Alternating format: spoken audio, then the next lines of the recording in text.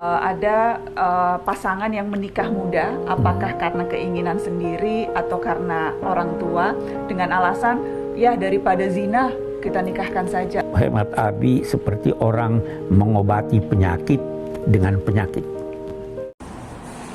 Nah teman-teman yang dirahmati Allah Subhanahu Wa Taala, jadi di video tadi ya Abi Quraish Shihab secara singkatnya menjelaskan bahwa menikah muda dengan alasan untuk menghindari zina adalah seperti mengobati penyakit dengan penyakit. Nah teman-teman, saya tidak paham apa yang dimaksud dengan Abi Quraish Shihab. Mungkin ada penjelasan lebih lanjutnya.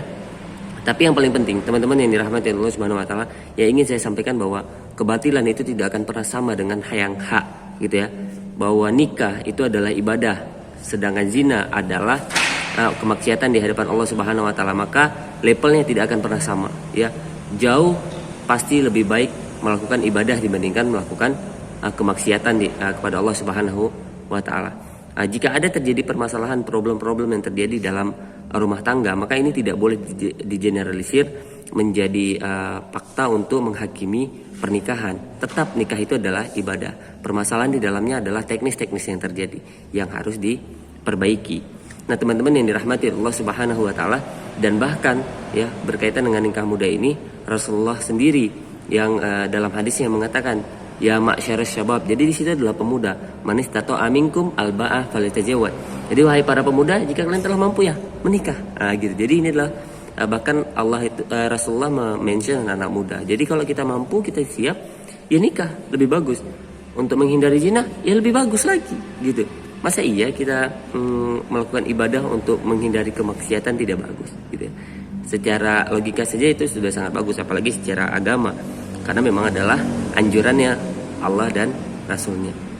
Kalau belum mampu menikah, maka baru kata Allah ya berpuasa, aktif pada aktivitas-aktivitas yang lain, fokus mencari ilmu agama dan lain sebagainya. Mungkin seperti itu teman-teman. Jadi yang paling penting adalah jangan pernah takut kalau mau melakukan ibadah. Allah pasti akan membantu, pasti Allah akan mudahkan, Allah yang akan membimbing gitu ya. Dan jangan lupa terus belajar, kita memperbaiki diri, ya, memperbaiki diri, cari ilmu, nambah nambah wawasan, dan dekatkan diri kepada Allah Subhanahu Wa Taala. Kenapa?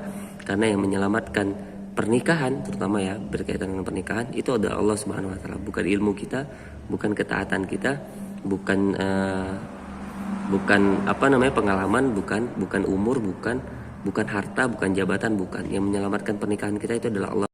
Namun yang menyelamatkan pernikahan kita, yang membuat keluarga kita menjadi sakinah, mawaddah warahmah adalah Allah Subhanahu Wa Taala. Maka kita harus dekati Allah Subhanahu Wa Taala agar Allah tuntun keluarga kita.